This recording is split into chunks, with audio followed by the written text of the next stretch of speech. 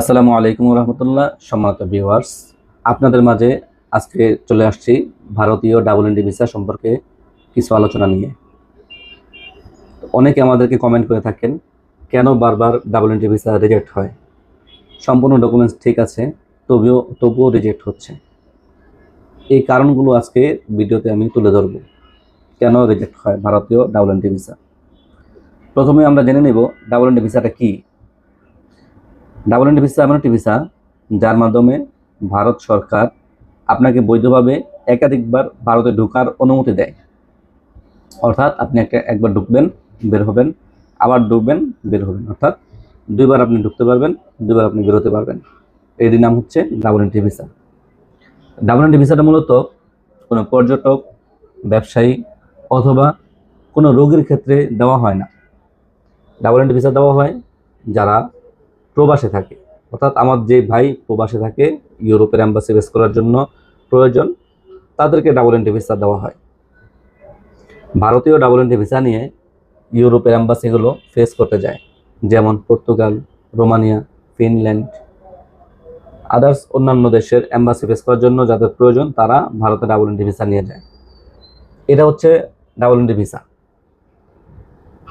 এখন আপনাকে যদি ডাবল এন্ট্রি ভিসা করতে হয়, তাহলে প্রয়োজনীয় ডকুমেন্টসগুলো আপনাকে প্রমাণ করতে হবে যে আপনি আসলে অ্যাম্বাসি ফেস করার জন্য ভারতে যাচ্ছেন। এখন চলে আসবো আমরা কিভাবে ডাবল এন্ট্রি ভিসা প্রসেসিং করবেন সে বিষয় নিয়ে।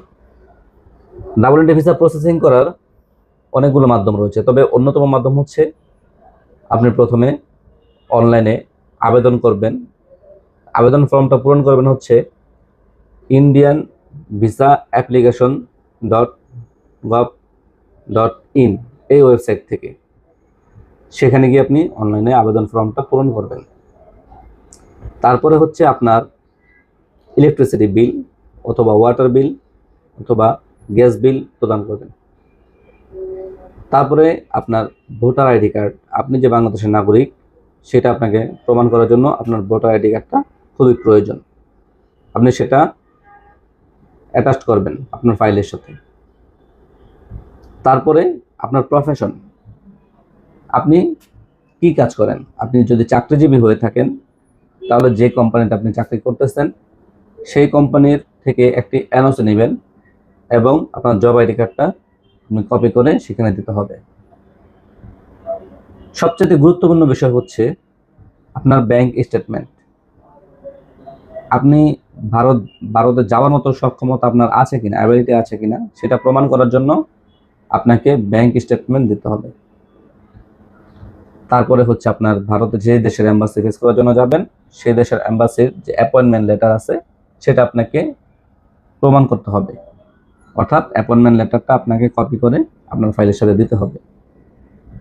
আপনি যে দেশে যাবেন ওই দেশের থেকে একটা পারমিট নিতে হবে, যেটা ওই দেশি একজন অ্যাডভোকেটের সাইন করা থাকতে হবে, ওয়ার্ক পারমিট। এটা আপনাকে শো করতে হবে। তারপর আপনি এভাবে সমস্ত কাগজগুলো একসাথে করে ভারতীয় ভিসা সেন্টার যেটা আছে সেখানে জমা দিবেন। ইনশাল্লাহ আপনি খুব সহজে ভারতীয় ডাবল এন্ট্রি ভিসা পেয়ে যাবেন। এখন বলবো কেন ভারতীয় ডাবল এন্ট্রি ভিসা রিজেক্ট হয়। সব ডকুমেন্টসই তো আপনি দিলেন, তারপরেও কেন ভারতের ডাবল এন্ট্রি ভিসা রিজেক্ট হয়? ভারতীয় ডাবল এন্ট্রি ভিসা রিজেক্ট হওয়ার অন্যতম কারণ হচ্ছে প্রসেসিংটা। আপনি যেভাবে প্রসেসিং করতেছেন সেইভাবে যদি না হয় তাহলে আপনাকে বুঝতে হবে আপনার প্রসেসিংয়ে কোনো একটা ঘাটতি রয়েছে।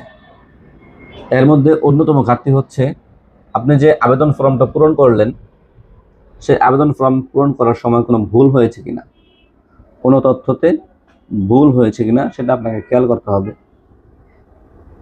অথবা আপনার যে অ্যাড্রেসটা দিয়েছেন আপনি সেই অ্যাড্রেসের সাথে আপনার যে ইলেকট্রিসিটি বিল, ওয়াটার বিল অথবা গ্যাস বিলটা দিয়েছেন সেখানে আপনার অ্যাকুরেট আছে কিনা সেটা দেখতে হবে। অর্থাৎ আপনার অ্যাড্রেসটা প্রুফ করার জন্য যে আপনি ইলেকট্রিসিটি বিল দিয়েছেন সেই বিলের অ্যাড্রেস আপনার প্রেজেন্ট অ্যাড্রেস অ্যাকুরেট আছে কিনা ওই দিকে খেয়াল রাখতে হবে। তারপরে হচ্ছে আপনি যে কোম্পানিতে চাকরি করেন সেই কোম্পানি থেকে যে এনওসি নিয়েছেন সেখানে ওই এনওসি যে লেটারটা নিয়েছেন সেখানে কোম্পানির কোনো ফোন নাম্বার আছে কিনা, যেটা দিয়ে তারা ভেরিফাই করতে পারবে যে আপনি এই কোম্পানিতে চাকরি করেন, এটা থাকতে হবে। তারপরে হচ্ছে গুরুত্বপূর্ণ বিষয় হচ্ছে ব্যাংক স্টেটমেন্ট।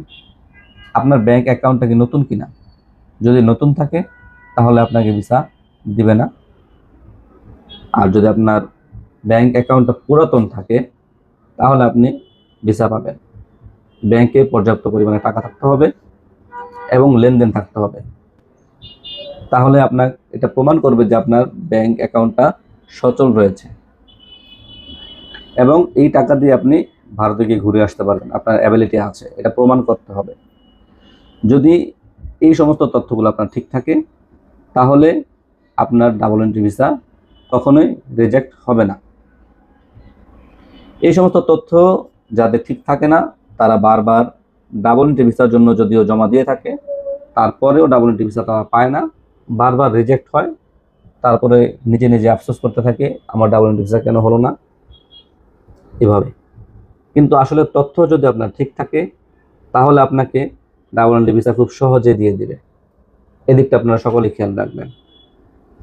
অথবা আপনারা যদি ভিসা সংক্রান্ত তথ্যগুলো না বুঝেন, না জানেন, তাহলে আপনাদের নিকটতম যে এজেন্সি রয়েছে, ট্রাভেল এজেন্সি, অথবা যারা ভিসা সম্পর্কে খুব ভালো বোঝে তাদের কাছে যাবেন, তাদের কাছে আপনার তথ্যটা শেয়ার করবেন, না বুঝলে বুঝে নেবেন, কিন্তু তথ্য কখনো ভুল দিবেন না, তাহলে আপনার ভিসা হবে না, রিজেক্ট হবে।